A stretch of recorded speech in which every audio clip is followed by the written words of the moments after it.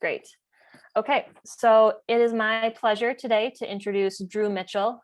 Drew received his bachelor's in biology from Glasborough State College in New Jersey, a master's from Auburn University, and participated in the Leetown Fish Disease Long course in 79 and 80, and a virology course at Memphis State University in 1985.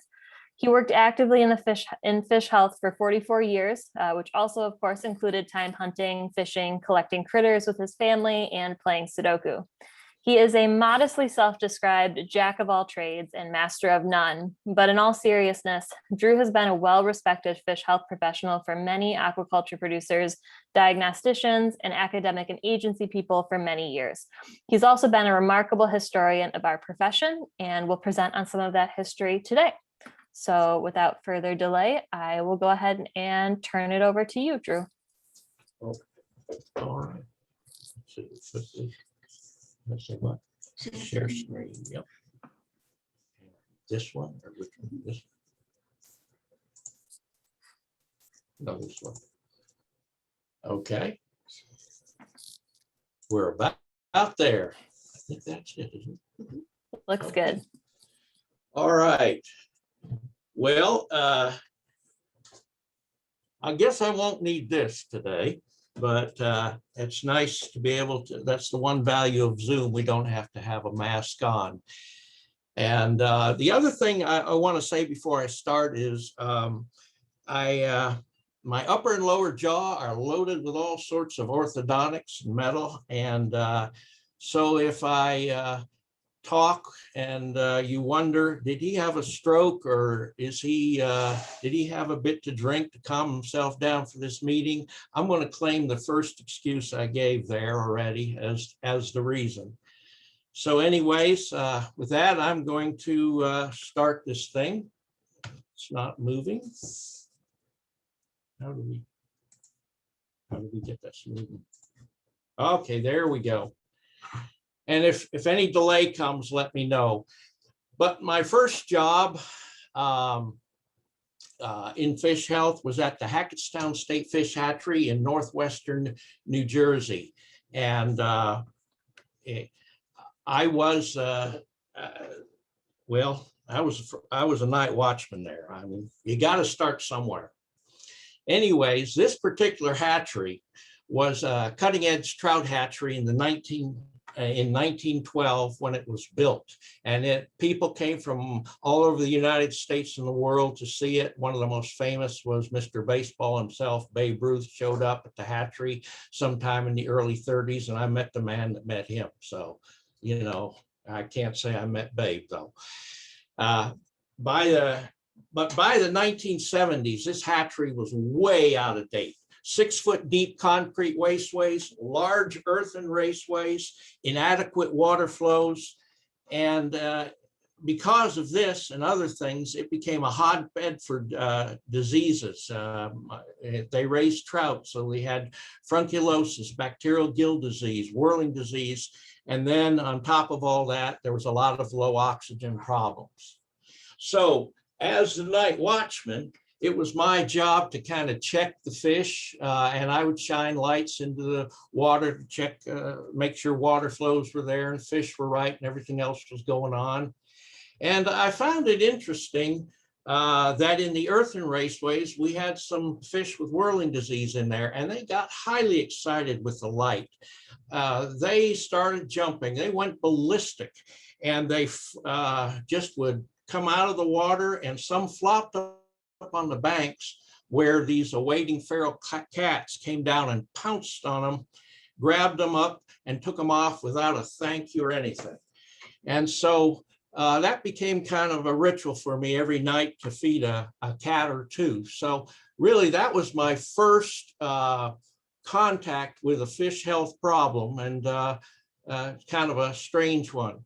I also learned that trout with frunculosis, the bacterial disease, served as a great early warning sign for low oxygen problems, particularly in these 6-foot deep raceways where, again, the water flow was inadequate. So we'd get a couple parts per million before the rest of the fish would go. We knew we were going to have a problem before the end of the night, so we got the pumps ready. can I get rid of this stuff at top? Maybe not. Where? Just You can do it on this. oh, okay, great. Just a little thing. I got my master's degree at Auburn University after this stint at the Hackettstown State Fish Hatchery, and I was privileged to had Dr. John Plum as my major professor. And most of you know, and any that don't, he was probably the leader in warm water fish viruses and bacteria. And then shortly after I left Auburn, I was hired by Dr. Glenn Hoffman at the Stuttgart Fish Farming Experimental Station in Arkansas. And that was primarily to relieve him of diagnostic duties, which kept him from his research. And Glenn, as I think many of you know, was a world-renowned fish parasitologist, and he was a tremendous teacher and supervisor for me during those first 8 years at the station. And during that time, I just gained such an appreciation for the fish parasites, which he so readily helped me identify, and of the great fish health workers who came before us. He was always talking about them. But, just some things quickly to say about Glenn. He was a daily help in identifying the parasites, particularly those significant to the catfish culture. He was encouraging and impractical in his approach, and he knew his literature, both past and present. And so he was a tremendous resource. And the other thing, he wasn't a lone ranger. Even though he was the very pinnacle of his field, he was always very aware of those in the field who knew maybe a little more about a particular area of parasitology. So he would be sending samples out for confirmation that he wasn't quite sure about, but he used the community around him.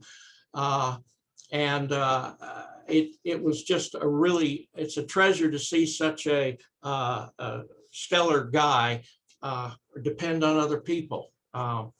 And he was always talking about the previous generations of parasitologists and other fish health specialists who were such a help to him. Now, my love for history, of course, was spawned and grown with Glenn, but it further grew when I came across 2 publications in the US before 1900, and the search was on. And very shortly, I had found 8, and I was just hooked, and I couldn't give up that search. It just got in my blood. And by starting that, it started in 1992, and by the year 2000, I had found 257 publications written before 1990. And based on the information from these publications and a number of other items of interest that I found, published a 92-page review article in 2001 called Finfish Health in the United States from 1609 to 1969. And then the title goes on. I think it'd have been about 20 pages shorter if I hadn't had such a long title. But anyways, some of these items of interest that drove my history searches were the fascinating early reports, the strange and wonderful treatments, and amazing fish health pioneers. And we start with the very first report I had found from Captain John Smith. That report was written from 1609 to 1611. And this was of a fish kill in the Virginia River. And here this is what he wrote. Of mines we are all ignorant, but a few beavers, otters, bears, martens, and minks we found in divers places, that abundance of fish, lying so thick with their heads above the water, as for want of nets or barge driving amongst them, we attempted to catch them with a frying pan, but we found it a bad instrument to catch fish with. Really? I'd have never guessed that. Oh, sorry. Neither better fish more plenty, nor more variety for small fish had any of us ever seen in any place so swimming in the water. But in case you missed, we founded a bad instrument. They are not to be caught with frying pans. Whoop. Some small cod also we did see swim close by the shore by Smith's Isle, and some as high as Rocky Point, and some we found dead upon the shore. Well, this brings us to have two conclusions about this report. Number one, the fish were not healthy. From what he described, they appear to be topping, crowding, listless, and dying or dead. So yeah, generally we don't consider dead fish healthy, so I'm pretty safe there, I think. And secondly, frying pans are best used after the fish are caught. So now we move on to the second one I would like to highlight here is Benjamin Henry Latrobe's Parasite Description, which was the first in the United States and complete with drawings. And he described this parasite in 1797 and published it in 1802. And you can see from his drawings here, there's an isopod attached inside on the upper jaw of these menhadens. And as he saw this and described the parasite and drew all this, he started thinking, you know, I got to put a name on this. And it looks like those little critters up there are eating the food and getting the first morsel before the menhaden has a chance to even swallow it. So he named them Aniscus pregustator, if I'm saying that right, and I'm probably not. But that means the cupbearer, the one who tastes the food first. And that's kind of interesting. Now, the thing about it, I have no information on Benjamin Henry Latrobe other than, well, he was convalescing while he was doing this. So he was obviously a well-to-do man if he could leisurely convalesce on the shores of the Virginia River. And he was so he had to be a prominent man. And since he could write all this, he was obviously well educated. So what was Latrobe? Who was he? What was his occupation? Was there a portrait picture of him? The answers came on national television on August 17th, 1998, just before the president delivered an apologies for certain indiscretions with an intern. The news anchor reported that Bill Clinton would be in the East Room of the White House, seated in front of a portrait painting of Benjamin Latrobe. Bing, you know, wow, there it is. And you can see the portrait painting. I'll better get on the right picture here, right behind Bill Clinton. Well, actually, you can't. He's covering it up, but that's an actual picture, and that's the painting. And then the news anchor further said the White House architect during the time of President Thomas Jefferson. Now, I wrote to the White House Historical Association. They ended up sending me a picture. So I got that, and they gave me a little more details. They called him, his official title was a surveyor of public buildings in charge of the White House and the Capitol from 1803 to 1811. Thank you, Bill and Monica. Mr. Thoreau, what are you doing here? This is a scientific presentation of sorts. And you're a poet, an essayist. Yes, he was. But he described the first tumors in fish. In fact, we're very sure these were melanomas in brown bullheads. He called them pouts.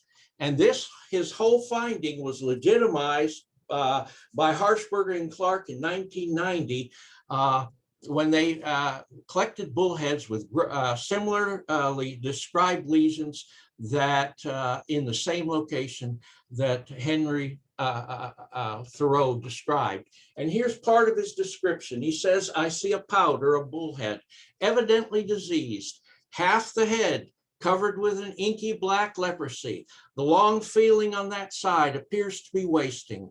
It moves with difficulty. Well, thank you, Mr. Thoreau. And now we get to another item of interest that really captivated me. This is potentially the most massive fish kill that has ever occurred in recorded history of fish, past or present.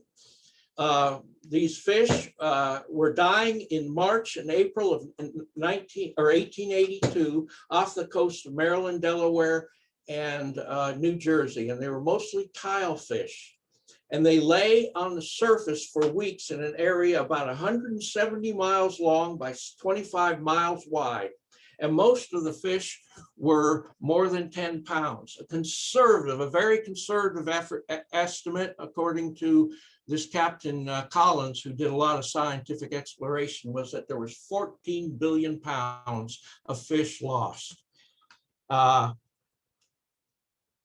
no tile fish were seen again until 1882. A number of interesting reasons were given for these deaths, and probably the best is that since these are more of a southern fish and they were farther north than they should have been, they were floating on a warm water lens, and as it got up farther north, it overturned and they got into colder water than they were able to survive and died over a period of time. Okay, so now we get into the treatments, and I love these old treatments. They're great. Asphalt dip treatment. What more could you ask for? John Ryder reports that Mr. Bueller of the Druid Hill Hatching House wrote, if young salmon infected with fungus are dipped bodily into asphalt, the fungus will be killed. The young fish come out all right and healthy, the asphalt gradually peeling off their bodies. Well,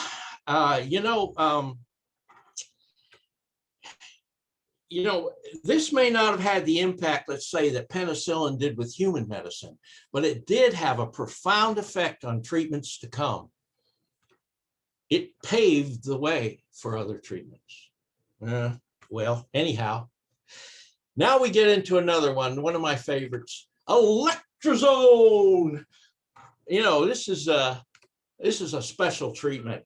An exceeding powerful germicide formed by the passage of an electric current through salt water. 1 drop of Electro Zone in 250 drops of water kills fungi. So what are we going to use this for? This treatment was developed to treat fungus spores in Spring Creek, New York. Okay, so let's see. Now, if we're going to treat about a mile stretch of that creek, how many drops are we going to need? Say about 750 million, give or take a few for every mile. Well, there's something else about this treatment we just don't want to get by, because there is something very interesting. Passage of an electric current through salt water, that can form chloramines. So it is highly possible that this is the first chloramine treatment ever used on fish. Now we get to another one. I like this one, the resurrection treatment. That's my name for it. This Charles Scudder in 1884 said fish were brought home, they were collected, he picked them up, they were supposedly already dead, put them in an envelope, and an hour later dropped them in some water. And then I think he thought he saw one twitch or something, and he picked up a couple fish, made a 50-50 brandy mix and put a drop in the mouth of several of those. Came back 6 hours later, they were starting to swim on their side a little bit, put another drop in, and they were looking good. And so this is we call this the resurrection treatment. The only problem here is if last night's party went into overtime, there may not be much potential for this treatment. It may have been all used up the previous night. Now we get another very interesting treatment, common as the day is long. It's a salt treatment. So give us some information on this, Mr. Ricardo. It's for treating fish eggs for 15 to 20 minutes in salt water. Okay. Now, Mr. McCarter, fish warden of Bergen County, could you tell us how much salt? Well, enough to bear up a potato. That's fine. So you wanted me to put enough salt in there, so in the water, so a potato will float. And there's a few other questions I might have here, like what type of potato? I mean, there's lots of varieties. Wow. But this is the kind of thing you find. Now, you might think, well, that was way long ago, but in the late 1970s, when I first went to Stuttgart, these kind of recommendations were still going on. The farmers use, the minnow farmers use furan in their vats. It's a nitrofuran to prevent columnaris and other bacterial diseases from developing on the fish. And so I walked up the vats, saw these yellow colored vats, and I said, well, how much do you add to the water? And no lie, this is the answer I got. Add until horse piss yellow. So, you know, that's the way sometimes rates go or used to go in the fish culture. And now I want to look at some amazing pioneers. This is one of the most internationally proclaimed scientists of the day, his Joseph P. Lydia. He was a physician and naturalist, chairman of the board of curators at the Philadelphia Academy of Science. His main interests were paleontology, comparative anatomy, and parasitology. Amazingly, he had 600 publications back then. That's unheard of. And as a sideline, he had 23 publications in the area we would call fish health, mostly fish parasites, but one or two other areas. And that's more than any other in the 19th century. And in those publications, even though there's some same dates, these are different publications here, he described the first acanthocephalin, nematode, trematode, cestode, and case of fungi on fish in the United States. And also, very interestingly, he was the first to make a mention anywhere that I can find about stress being associated with disease. His exact wording is, weakness of fish appears to predispose to the attack. He's talking about this fungus achlea. And so that's pretty amazing, because it'd be about 100 years later before stress and fish diseases are seriously discussed. And that's by Snesko and some of the people who came shortly after him. Now we get to another interesting fellow, Livingston Stone, one of the founders of the American Fisheries Society. He was a premier fish culturist for the U.S. Fish Commission. And he was a preacher, a clergyman. Now, he left the clergy because he felt that was the position as a clergyman, because he felt that was too stressful. Now keep that in mind, too stressful. This is what he went to: yearly trips to the West Coast to build hatcheries, spawn fish, stock fish, dealt with hostile Indians, desperados, flooding waters, panthers, scorpions, rattlesnakes, tarantulas, and a train wreck. He didn't leave the job of fish culturist. Evidently, all that was less stressful than what he had as a clergyman. So I don't know what's going on there, but that's interesting. In 1872, he wrote a 342-page textbook, which had a pretty long chapter on disease conditions, which he described 23: strangulation and hatching, constitutional weakness, black ophthalmia, fatty degeneration of the vitals. I love those names. I wish we'd be a little more original with them. I mean, they even took one we had that was good, hamburger gill disease, and they started calling it proliferative gill. You know, there's something about having that fun ring to it. But anyways, in his book, he recorded, actually, he drew rough sketches of the first trichodinus and gyros in fish. He was also responsible, as far as I can tell, for the first fish disease treatment I've ever seen reported anywhere, certainly in the United States. And that was a salt treatment on fish eggs in 1872. And he wrote at least 7 other reports that discussed diseases of hatchery fish and wild fish. Now we get to another fellow here, Edwin Linton, professor of geology and biology at Washington and Jefferson College. He was the first person in the United States to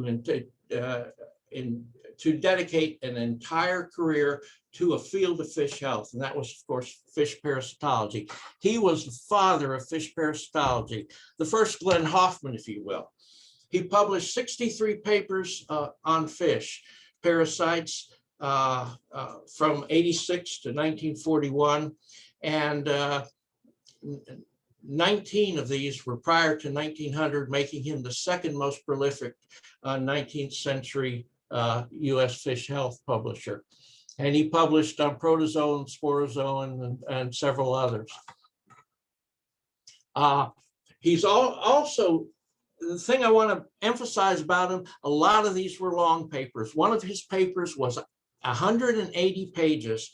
And remember, he did this without the aid of word processors, without all his drawings, and what it would take to put together a 180-page paper, I have no idea. You know, we have no idea. It was just a different animal back then. Now we get to Dr. Snežko, one of the greats. Directed the Eastern Fish Disease Laboratory until 1972, when he was forced to retire. They don't do that anymore. But he was the first to use antibiotics, sulfonamides and nitrofurans to treat bacterial diseases in trout. He was well known for promoting an understanding of the interaction between the pathogen and the environment. You know, his famous 3 rings, he developed that, and that was published in Wiedemeyer and Meyer and Smith's 1976 Environmental Stress and Fish Diseases. But that was actually came from him. One of the big things he did, he surrounded himself with the best. He hired Glenn Hoffman, he hired Ken Wolfe, the virologist, he hired Pete Bullock, the bacteriologist.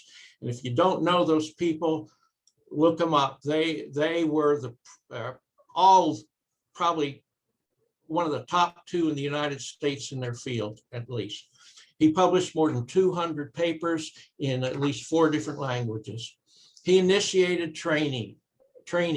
He had the foresight to initiate fish health training of biologists like the ones above, as much as they could be trained. Some were too interested in just looking cool, I think, like that 4th one from the left. I'm not sure he ever learned anything, but he trained fish biologists from 12 nations. And he was sometimes criticized for taking time from research to train people, but he said there is no point in building the bricks being the product of the research, the findings, if there is no one to build the houses, to take that research and apply and get it applied to the field. He served in the Fish Disease Committee 5 years before Fish Health Section was ever formed. And he was involved in the first fish disease legislation where no salmonids could be imported with whirling disease or VHS, commonly called Title 50. And he did something that people were starting to see happen, but he really made it happen. From really 1797 to the mid-40s, a parasitological view of fish diseases predominated. But really, largely due to Doc himself, his work expanded the scope and understanding of fish diseases to encompass other infectious and non-infectious agents. And that was a big thing. So now we get to what I believe is the most remarkable fish health worker in US history, and that is my opinion. That and $3 and probably a little bit more will get you a cup of coffee. But Millard Marsh was the first to be called a fish parasitologist, anyone ever that I know of, and that was in 1898. He worked with the Bureau of Fisheries and U.S. Fish Commission.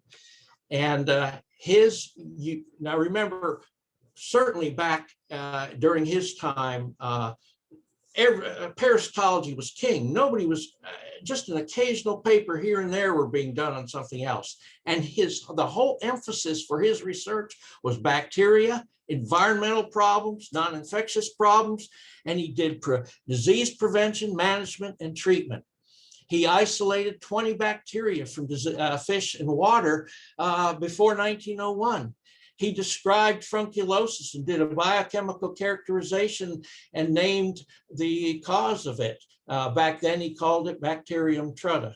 We know it more as Aeromonas salmonicida today, unless they've changed that, since I may not be 100% current on it. But and then he published at least 19 papers from 1901 to 1914.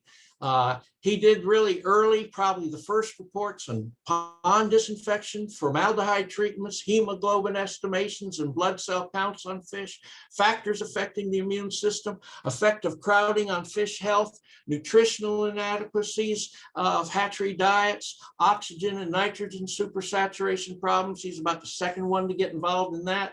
A thyroid tumor in brook trout, and there's a whole lot of histo work done on that. 3 papers were turned out on that.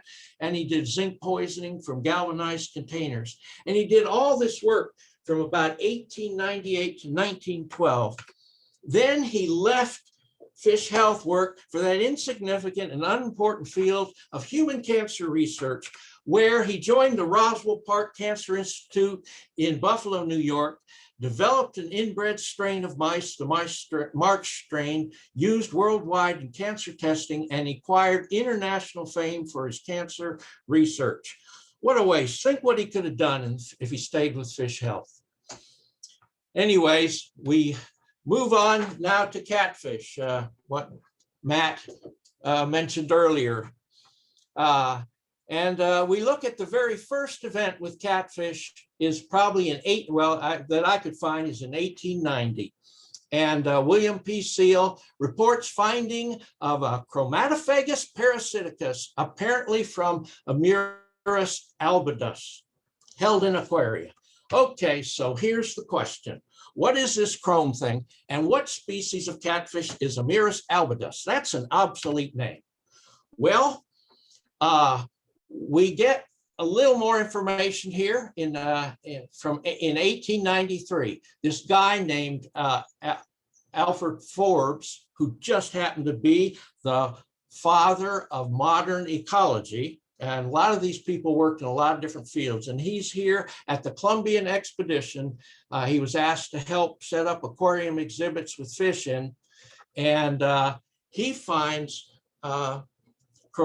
again, the same thing, Chromatophagus parasiticus, along with some fungi on A. albidus, as well as other fish.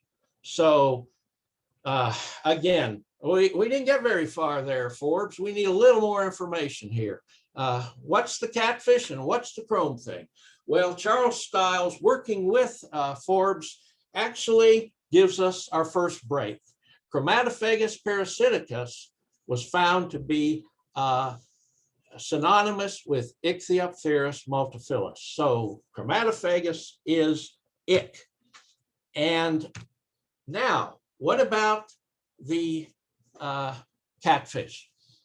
Forbes actually did a drawing of the parasite on Amurus albidus, and right there you can see it. And you can see the little white spots, which are ick. These bigger blotches are the fungus, but these black spots are normal, and this forked tail is normal. And that's nothing other than a channel catfish fingerling. And so Amurus albidus is a juvenile channel catfish. Therefore, the first 2 records of parasites were on channel catfish, and they were in 1890 and 1893. And just to tell you, it wasn't just finding a parasite and doing a little description there. Charles Stiles also tested a bunch of treatments, including the first copper sulfate potassium permanganate and hydrogen peroxide treatments in 1893. And he also tested a number of others like kerosene and creosote. Makes you think that maybe asphalt's not all that bad. And he found his best treatment was a salt treatment flown over or kind of washed over the fish in the aquarium. Now we get a guy that really starts to get serious with catfish health, and that's H.S. Davis. He described Columnaris disease in a number of fish from 1917 to 1990, including the channel catfish. And he reported, he actually did biochemical work on the bacteria. He did a histo work, he did pathogenicity, methods of infection, prevention of treatment, information, and economic impact of the disease. He's taking it a much broader approach, and his preventative there, basically 1 part per thousand copper sulfate for 2 minutes prevented this disease from occurring when fish were stocked out. So he was making a lot of progress.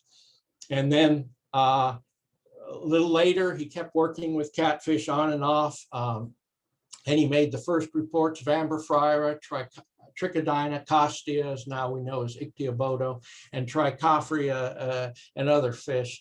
And he developed and perfected and used several treatments for external parasites, fungus, and bacteria, including salt, potassium permanganate, copper sulfate, and acetic acid. Most of those are still being used today. Rocal, formalin, and particularly PMA are used much less. Obviously, PMA is not used at all. That was a mercury compound. And he was using most of these treatments by the early 1940s. He worked at least 2 hatcheries that raised catfish and said that ick and costia were the 2 worst problems. He wrote his seminal work in 1953 called The Cultures and Diseases of Game Fish, and it included a chapter on the propagation of catfish and 5 chapters on diseases, which each contain some information on catfish diseases. Then we move to the 1960s, and we see Fred Myers at the Stuttgart, Arkansas laboratory I worked at starting in '77. I started there. He was gone 4 years when I got there. And he was the first to have catfish health as a priority. And his first catfish case in 1960, October 10, was diagnosed with ick. He also had some firsts on catfish, first to diagnose an Aeromonas problem on catfish that I'm aware of. He also, the Edwardiella tartar was isolated from a catfish. That's the catfish putrefactive disease. And then, although he was not the first to describe Edwardiella ictaluri, that came with John Hawke in '79, Fred preserved a specimen on October 13th, 1970, that was determined by Andy Goodwin and myself by immunochemistry to be the earliest E. ictaluri finding in catfish. And that's a picture of it. You see right there, that's the actual specimen. You can see the lesion on the head. He developed and tested many treatments, and this is huge. He ran the first multi-acre pond field trials for the use of antibiotic. There'd be terramycin in feed, and his research resulted in FDA approval of terramycin for use on catfish in the early '70s. He developed a number of other treatments, not FDA approved, the malachite green formalin combination, the organophosphates, and nitrofurans for bacteria. Most of those are no longer used. I just give this to give you a little more of the character of Fred Myers. A farmer decided he had a bunch of trash fish in a 20-acre pond. He wanted to get rid of them. So what does he do? He gets a 5-gallon can of Endrin, which is an extremely powerful chlorinated hydrocarbon, pours it in there, kills out all the fish, then comes back in and stocks some catfish out. And of course, they die almost immediately. Probably you couldn't raise fish in that pond again for about 10 years. So what would the treatment suggestion be? Well, Fred had this pretty well going. He said, go ahead, just raise soybeans, forget about the fish. That's kind of, he wasn't afraid to step out. Fred established a fish disease short course for warm water fish diseases, and that course was moved after he was joined with Tom Welburn. Tom Welburn was taught it with him and then moved it to the Starkville, Mississippi lab, and where Tom continued to enhance it. And there's two Toms. We'll get back to that Tom Welburn and Tommy Taylor, who were very important in the building of the Mississippi Empire of Catfish, where, you know, Mississippi is the king country for catfish. And these two people were probably two of the key people, Welburn and Taylor, both Toms, who were involved in fish. I have Taylor was 100% catfish. Welburn could only be 90% catfish because he loved bass fishing too much. Anyways, they were responsible for the Stoneville Lab complex being established, and that resulted in an extension diagnostic and research center. And Taylor worked in Humphreys County, worked directly with the farmers, and Welburn did the same, plus training at the Starkville campus. But they're hugely responsible for Mississippi being catfish king country. And then Auburn University was involved. They did diagnostic work with catfish. Bill Rogers ran that unit. And then we see my major professor jumps back in. He comes in '69, joins the work. And of course, he becomes world renowned as a fish bacteriologist and virologist. They also had John Grizzle join them, the ranks, in '71. He did the tremendous work on catfish histology. And John Hawk, who worked at Auburn in the diagnostic lab from 1972 to '79. And he described E. cholerae in an ESC in '79, which is, that's probably one of the 2 or 3 most significant pathogens in catfish. And the other thing about John, I want to mention, he's the most seasoned veteran currently working in warm water fish health today. He's getting close to 50 years since he started doing diagnostic work, and great guy. And now I'm getting the beginning of the end, and I just want to get through some history things in general for you. History can be fascinating. It keeps us humble. It gives us a broader context to our work, and it helps us focus on the importance of baseline information. And in the light of being concise, I'm just going to read this. It's fascinating because it's full of lost treasures waiting to be discovered. It reopens the storied past of those who preceded us in fish health, and it opens our eyes to the amazing, innovative ways of our predecessor. It teaches us humility. The old fish health workers were much smarter and more innovative than we imagined. They had tremendous ingenuity and did so much with so little. A great deal of our present accomplishments pale when compared to theirs.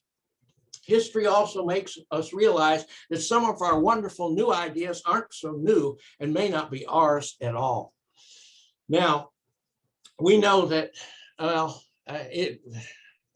you begin to learn that pride destroys so many things. It destroys cooperation, communication, understanding, and development in any field. And the science is no exception to that. Knowing what those did in the past with their limited resource should humble us, if anything will. Linton's 180-page publication, how he did that. Marsh, who took multiple steps of great innovation for his day, at least 7 or 8 significant key steps. Doc Snesko never sought the limelight for himself, but became one of the greatest in the field of fish health. These people are amazing. Yet today, some of our researchers appear to know little beyond the techniques they use in their own studies. They may know genetic details of a pathogen, but have little understanding on how the pathogen impacts the fish, the environment, or the livelihoods of those that depend on the successful recovery or production of a fish species. They lose sight on how their research impacts the world and which research direction might have the most impact on fish, the environment, and the community that monetarily depends on the recovery or production success of the fish. They get caught up in research trends and grants and may even be tempted to interpret results in a manner that will ensure more grants. To these few, I say, wake up, smell the roses, step back and see the whole of that which can be accomplished. See the impacts made by the previous generations of fish health researchers. Realize how the breadth of their knowledge opened for them places of great honor, which they did not seek, and observe how their broad understanding kept them from the prison of one portion of a field of science, and how it affected their outlook on research as well as on life. Now, here's something else that I think is very important.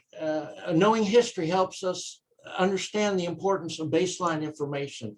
Look at the output of the parasitologists that were doing extensive evaluations throughout the US from the 1850s to the 1950s. This type of work has long been out of vogue, but its need may be greater today than it ever was. Fish health certifications and inspections, and I've been, since I retired from Stucker, I've been very much involved in this, are now often required for the movement of fish throughout our country and to other parts of the world. These inspections require knowledge of what pathogens and parasites are present in the exporting and importing regions, and consequently which are not. And yet there's little current scientific data to provide this vital knowledge. Most parasite studies were done more than 50 years ago, and few studies have been done on the presence of bacterial and viral pathogens in apparently healthy and captivated fish populations, healthy wild and captivated fish populations. The need for these out of vogue type studies is as strong as it ever has been, and we must continue and update the findings of these studies. In the meantime, don't be afraid to read a 100-year-old manuscript for the most current information on parasites of a particular region. And now I'm going to close with this. I was at a meeting in 2015 in Colorado, and well, before I went there, they asked me to share what was the greatest innovation or scientific tool that changed the fish health world in my generation. And again, of course, this is my opinion. And I'm going to get right to it. This is that innovation and tool, the word processor. And why I think it's the word processor is because, and this is kind of making it real tight, there's a lot more to it, but it brought the scientist in complete touch with the presentation of his research as never before. And in so doing, it positively affected his communication skills and made him acutely aware of the quality of his research. Because prior to this, people would hand in manuscripts and they would be typed, or they might even just hand in their research notes so somebody could write it, and they just weren't involved in it like they got involved with the word processor. Well, to acknowledge those, I would have to acknowledge Lydia Marsh Snesko, and to many others, the explorers, architects, biologists, curators, hatchery workers, naturalists, news writers, physicians, poets, preachers, ship captains, and many others. We are greatly indebted, and we thank you for contributing to our fish health heritage.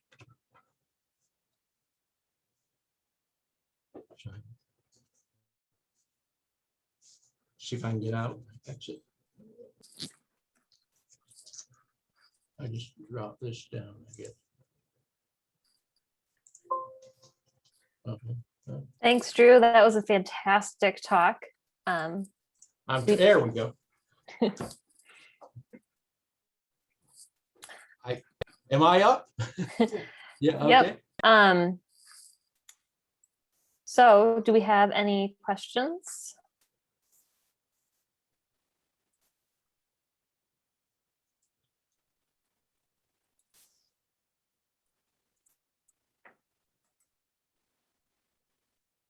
By the way, it takes 17,500 parts per million salt to bear up one type of potato.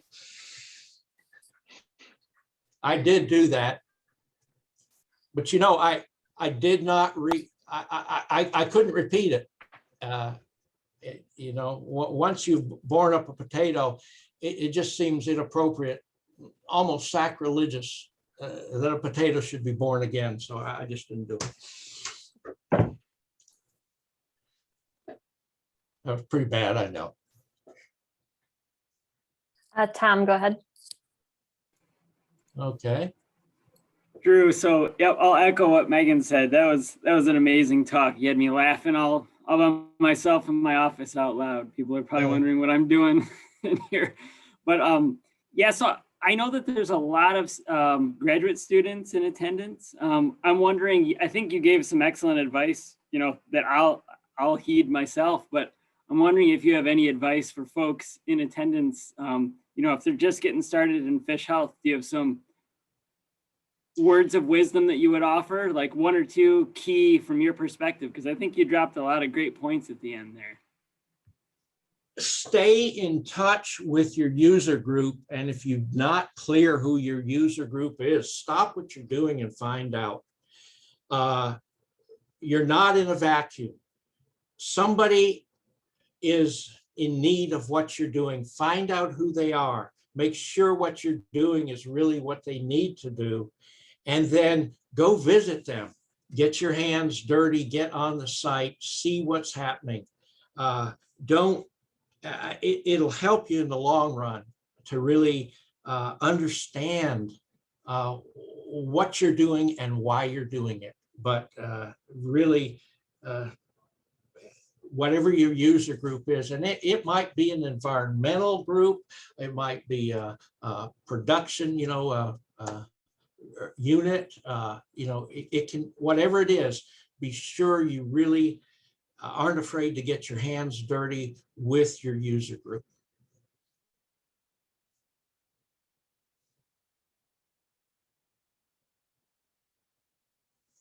There's, what's that chat thing there?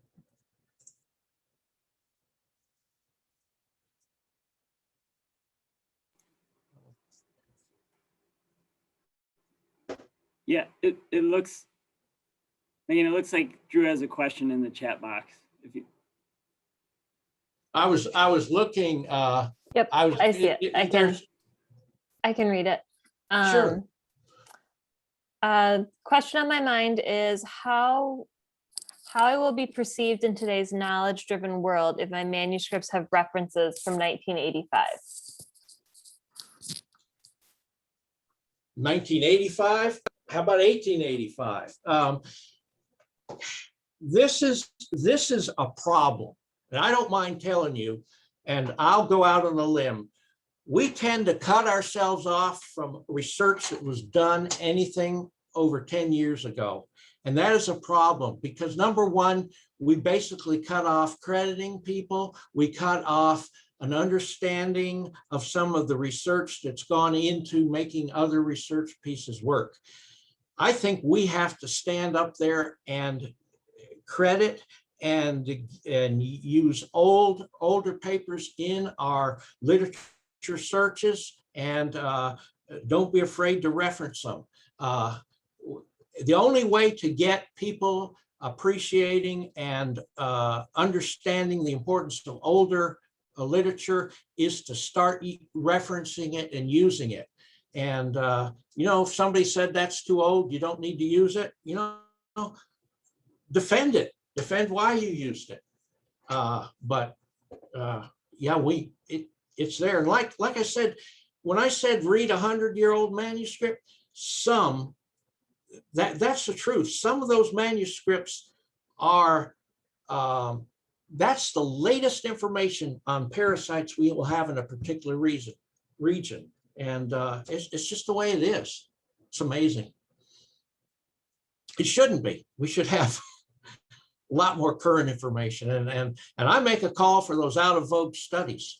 And if you work in the fish inspection field, I'll tell you what, the glaring shortage of that information just hits you right in the face.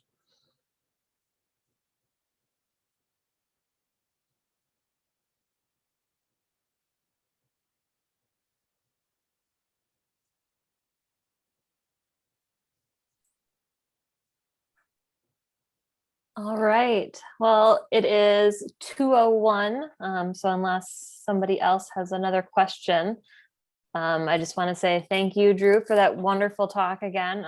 Very informative for all of us. And I hope all of you will join us again in future weeks. We have 2 more great talks next week. Thank you.